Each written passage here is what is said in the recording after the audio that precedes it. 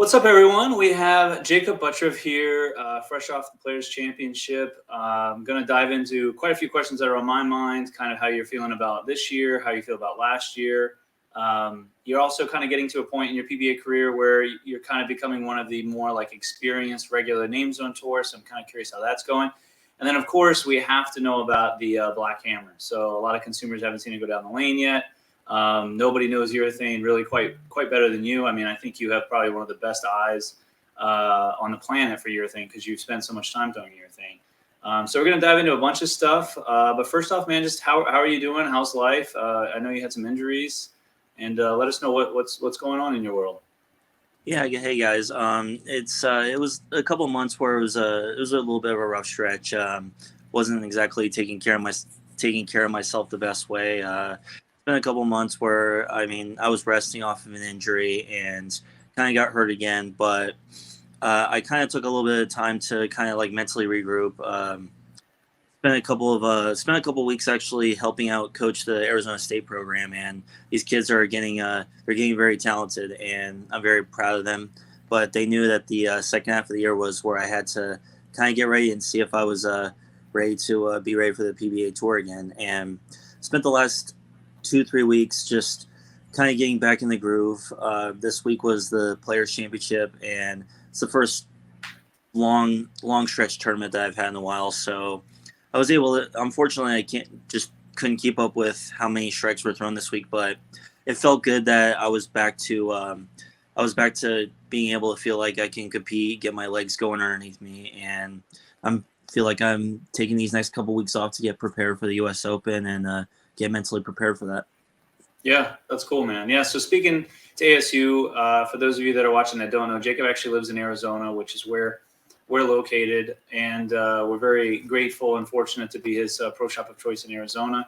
And that's the reason why we were excited to kind of get your insight on what's going on out there. So it did seem like there was a lot of urethane that was going down the lane at this last event. Was that just on the fresh, or did that seem like it was throughout the whole block, or what did you see? I saw that there was like a majority of guys that were throwing there was a lot of guys that were able to throw urethane for a majority of the block. I watched a handful of guys that were in the top that made the top 24. They were pretty much throwing urethane for a majority of the block. I see that I was watching the last match play block this morning with Anthony Lavery Spar, and he took the lead, and he was next to me the whole block of qualifying. And for the most part, up until like games 5-6 of qualifying, he was throwing the new Black Hammer 70 AD, and it wasn't just him. I saw Tim Grunler, who was to my right. I'm pretty positive. I think he threw the IQ 78U the whole 24 games of qualifying. So wow. So definitely a lot of Black Hammers and IQ 78s, it sounds like. Yeah, absolutely. It was definitely there was a lot of versatility going on this week, but at the same time there was a lot of strikes too. There was definitely quite a bit. If you got it figured out, and there was definitely free hook. If you can get around the urethane down lane, then there was a lot of strikes thrown this week. Yeah. So for you, you've spent quite a bit of time now with the Black Hammer. Do you feel like you have a pretty good grasp on it, or do you feel like you still need some more time to kind of know exactly how it fits? I definitely, it's definitely a little bit of, it's a lot more earlier motion, which is something I love to see. This week, I feel like my game didn't 100% match up to how I was bowling. Obviously, my ball hooking super early, and I think that the first block when I struggled the most is I think I used a little bit. I don't think I used enough surface, and the next 3 blocks I was able to bowl pretty decent, but I think I was just way too far behind already at that point. So right. It's got a lot more earlier motion than say a Purple Hammer, but for people who love to see like the earlier hook and keep it more in front of you and try to keep it a little bit slower, it's definitely got that same kind of motion. It's just a matter. It's like basically true urethane almost is what I kind of describe. Right. Did you have any older urethane balls in your arsenal in the past that you used? If like the purple was too much, or? I mean, I had the original, like the first, not the old Black Hammer, but I just had a regular Black Hammer beforehand. So the older urethanes actually weren't enough for me. Okay. had to get something that was going to hook early enough and still kind of shape. So, and the older urethanes didn't really give me enough motion down lane. Just didn't slow down enough. Okay, well, that's cool, man. Thanks for the insight. I would assume you really didn't see many new blues going down the lane, right?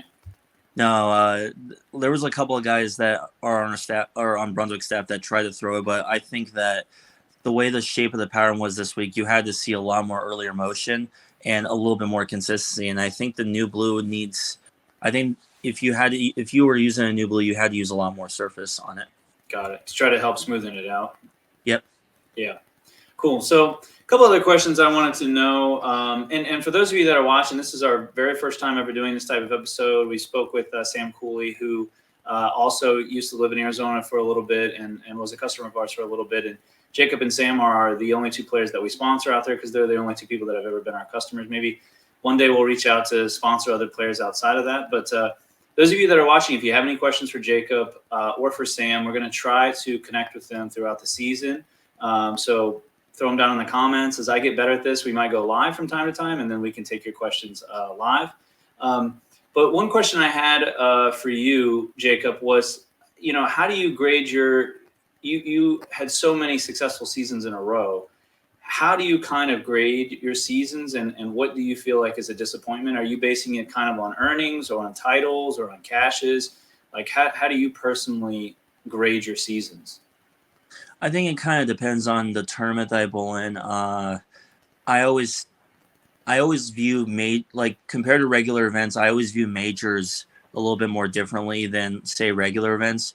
I always view the World Series to be kind of like the test of the versatility of bowling. Majors are kind of the same way. I would say that throughout the seasons this past year, I would say is probably like it was definitely one of my better seasons, obviously winning for the first time in a handful of years. And I think that I always view it as that if you're in a tournament that you're bowling X amount of games during a week, that's like your final exam, basically. Right. Something like a World Series or a major, that's like 90% of your grade, basically. And that's not to discredit any other smaller tournament. It's that when you're bowling for a major, not only are you trying to win a major title, but the point system is that major is basically like your double points and all that type of stuff. So you're really fighting for kind of like to get your realm into the points list. And I think that's a huge thing whenever you go into a major, is that you got a little bit more added pressure, because not only am I bowling a major title, but I'm bowling against the EJs, the Simos, the Belmos, and right. It's such a true test. And if you can obviously come out on top, then you feel like you've already passed your final exam. Sure. Yeah, no, that makes sense. Now that how many years have you been, would you say, on the national tour now? Like really a top 10 player? I mean, I think kind of like my breakthrough year. I mean, in 2016 when I won twice, that was kind of like my up and coming, like, yeah, I got his face on the planet. But I think in 2019 when I won my first major and had 3 titles in that year, I think that was kind of like when you walk into a building and in a bowling center and you already start getting all those eyeballs staring at you. Yeah. I know locally you've told me some stories sometimes when you're at the bar and the waitress will be like, "Hey, isn't that you on TV?" And you're like, "Yeah, that's me." Yeah, absolutely. Yeah, that's a cool experience. But so, if you're looking at, say, maybe 7-8 years that, really since you won a couple times, and that's kind of what I would consider, at least 6-7 years you've been a top 10 player. It really gives you a perspective because you've seen enough guys try to go out there, make it on the national tour, maybe not, make it and go back. What do you feel like is the real, like, key 1 or 2 difference makers between the guys who are able to make a living out there on the tour for an extended period of time versus the guys that kind of have to go back to their day jobs? Do you think it's ball roll and physical, or do you think it's mental, or what do you attribute it to? I think it's 100%, or I don't want to say 100% mental, but out there in bowling, like, you have to have a true mental test, especially when you're bowling against the top-notch bowlers. Obviously, like, learning the physical part of the game is a huge factor, but when it comes to mental, you have to have the patience in order to succeed out there. I've seen multiple times. I've chatted with a handful of the tour guys that say that it takes it takes at least a year, year and a half, 2 years before you can like really be successful on tour. And that's kind of how it is when you see in a lot of sports too, as well. It takes that 1-2 years before you can officially become a name and start getting successful. And I think that's why it's a majority of mental, because if you don't have that patience level, then you're bowling 2-3 tournaments and then you're like, well, why am I out here, type of thing. Got it. It's definitely a true test to where if you're going week in and week out and you're not succeeding well, now your mind is thinking, do I want to keep being out here, or do I want to actually go out and make money? So it's definitely got it. Yeah. So go ahead. Sorry. No. Yeah, it's just a test of your patience and making sure that you can stay out here and learn the game versus complain about everything else around you. Right. Yeah. Which we know a lot of the amateur bowlers, that's definitely what they struggle with. So you say patience. It sounds like maybe you could also maybe call it like a sense of perseverance or like persistence in that, like, I'm going to be a top 10 professional bowler, like nothing's going to stop me. And basically no matter what the result, you kind of keep your head down and you keep trying. Would you say? Yeah, that's 100%. Yeah. 100%. Like I think that when you walk into a bowling center, you have to have that mindset to where you could compete against the best bowlers. Like that right away. You like when you walk into your very first tournament, it's really rare that you could just go up there and just beat like EJ or Simo. I mean, it could happen, but it's really rare. And I think that, but if you have that mindset where you could go week in and week out, and then eventually you can get to that point where you're like, I can beat those guys. Right. I think that's the biggest thing when it comes to bowling, is that it takes time, but if you take the patience and persevere and learn the game and learn how you can learn to attack those guys in many ways, then that's definitely the true test when it comes to it. Do you feel like since 2016, since you really kind of proved to yourself that you could do it and you won a couple titles, is there ever been a moment throughout that time where you started to think like maybe this is it, maybe I'm done? And what was that moment? Or have you just always felt like there's never been a thought in your mind that you needed to hang them up or that you weren't good enough to be out there? There's been a couple of mental struggles while I've been out there. Like I said, do you mind sharing the details of those moments, just so we can kind of see if maybe other bowlers can relate to the environment or what happened? Was it, like I know you have stuff with your mom. Was it more around that, or was it more around your performance? Or it was there was definitely never a moment that I truly thought about quitting. There was definitely a couple of times where I'm thinking like I should probably just take a year off to kind of mentally regroup. But part of it was, especially after my mom passed, it was definitely hard. Like especially because bowling was the one thing that she enjoyed watching me do, because she knew I loved it. She knew I was talented at it, and I think that after that moment, it definitely kind of gave me a little bit of grieving, and it was definitely a struggle for a minute. But then I realized that she wouldn't want me to quit something that she wouldn't want me to postpone or quit anything that she knew that I loved. So I think that after that moment on is that I realized that I just got to keep doing it. And it's like any other sport. In bowling, it's like, you don't have to have the best physical attributes in order to be a good bowler. But at the same time, you still have to stay mentally sharp. You still have to keep your body going.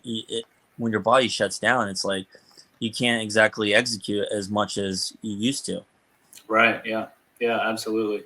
So last question about tour, and then I'll pivot back to equipment a little bit. Cause online you got people curious about tour life and you got people curious about, you have your ball junkies.